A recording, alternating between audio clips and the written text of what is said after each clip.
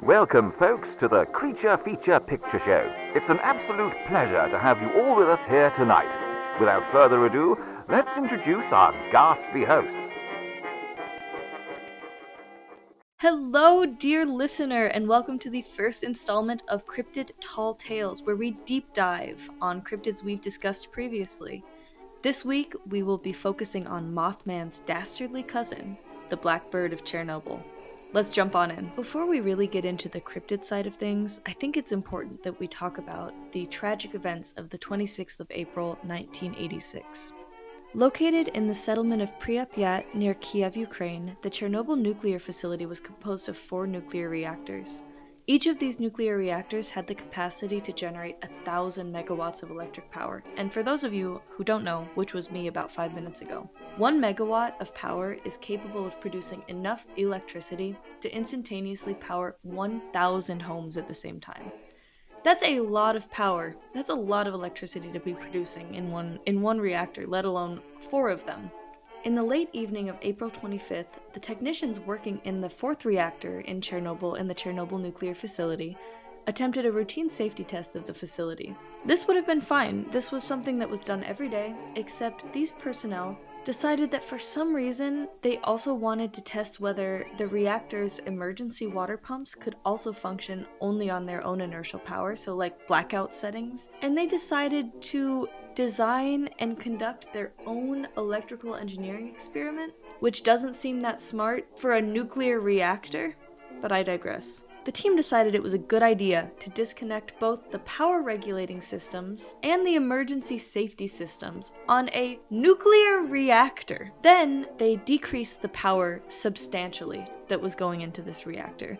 So much so that it became incredibly destabilized. And this is because these nuclear reactors were not designed like normal nuclear reactors. They instead relied heavily on water coolant and graphite moderators that, when the power was decreased, led to increased destabilization. So when the reactors lost their cooling water, the power output would also decrease, which caused nuclear chain reactions. And when this happened, the engineers decided to try to recalibrate the reactor by removing 200 control rods that also functioned as safety systems. The engineers then turned off the turbine engine to see if the inertial spinning would force the water pumps to kick in. Obviously, this did not happen, and without the proper cooling, the reactor power levels spiked. Starting to panic, the engineers reinserted all of the control rods that they had previously removed, which would have been a good idea if they hadn't done it at the same time, because the tips of these rods were made of graphite, which immediately sparked a chemical reaction that resulted in a huge explosion ignited by steam and gas. This explosion was so powerful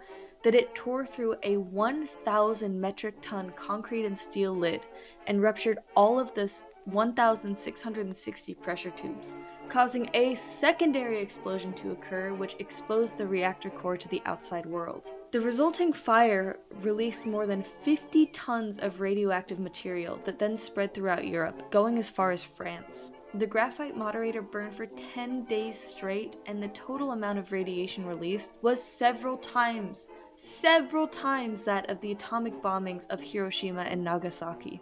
I'm learning from this that it's better to not try new things, especially if you work in a nuclear reactor.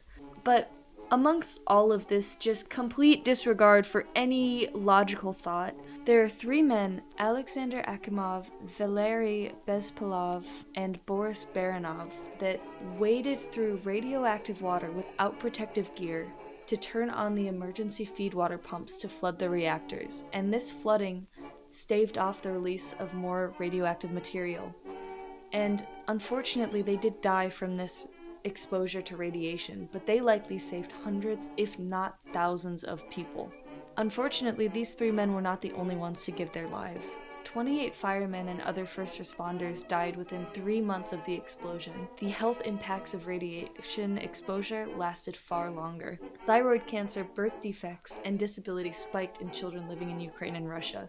They actually fenced off an enormous area of land called the Chernobyl Exclusion Zone, which was had a circumference of 18.6 miles or 30 kilometers. The impacts were not just on human life, there were severe ecological consequences as well in this area. So bad that an entire forest of pine trees was killed so quickly that the needles didn't even fall off.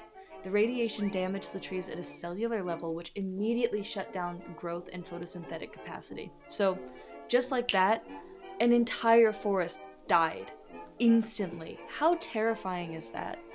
There have also been blue dogs spotted in the Chernobyl exclusion zone, which are the descendants of pets that had been abandoned by their fleeing owners. Residents were only allowed to bring what they could carry, which resulted in a lot of cats and dogs being just left to fend for themselves in this area. The blue coloring is probably not radiation, it's more likely that they just rolled in some leftover cleaning agents, but we may never know.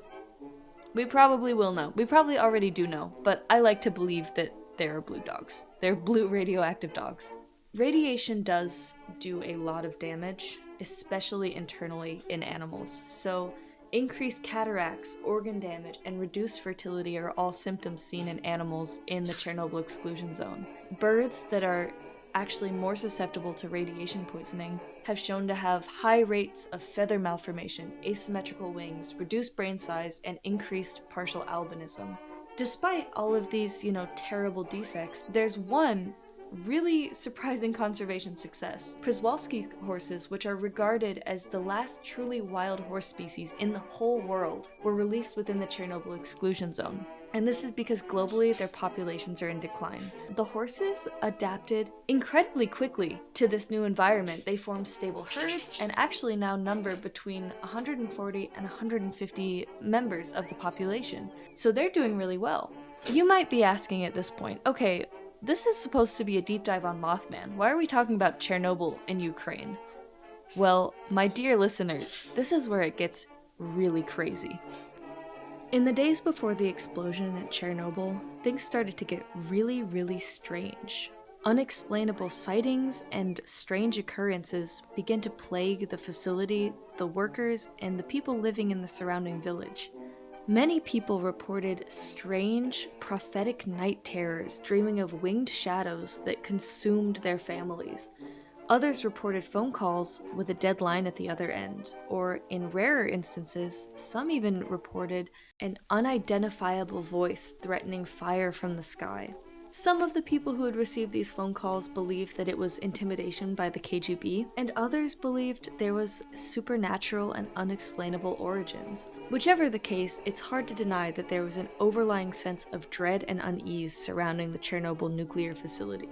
The sightings were also extremely consistent of a large black creature with a 10 to 15 foot wingspan, necklace body, wings that glided instead of flapping, and large burning eyes that were bright red. These sightings peaked in late April 1986, where 4 workers actually saw the creature burst from the steam vents of Reactor 4 and fly into the sky. And on the fated day of the explosion, some people claimed to see Mothman, or the Blackbird of Chornobyl, circling the reactor roof of Reactor 4 and screeching, almost in a mimicry of the explosion sound. Some believe because many of the people who claimed to witness the Blackbird of Chornobyl died of radiation poisoning, some believe that he would only show himself to those marked for immediate death, as to not allow the general public to become aware of his presence. But also because so many of these witnesses died, it's actually incredibly difficult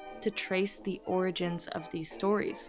There's just no way to know which sightings were real and which were fabricated. This Blackbird of Chornobyl was only seen until about a day after the explosion occurred. He was reported to have been seen by airplanes that were flying down blindly through the thick black smoke and dropping bags of sand, boron, and clay to douse the fires of the reactors. One witness, Sergeant Valery Semenov, actually claims to have seen the beast while throwing these bags down onto the fires. He was working in an aircraft that was making its last bank for the day, and suddenly the craft began to turn violently left and right, throwing him into the sides of the craft. He actually did sustain a head injury from this, but he went to check on the pilots to make sure everything was okay and figure out what was going on. And they were white as sheets. They looked terrified, and all they could do was motion to the window as a huge black monster swept towards them, screeching, and then disappeared back into the smog. Incredibly, incredibly scary stuff. And that was one of the last times, if not the last time, that the Blackbird of Chernobyl was ever seen or reported to have been seen.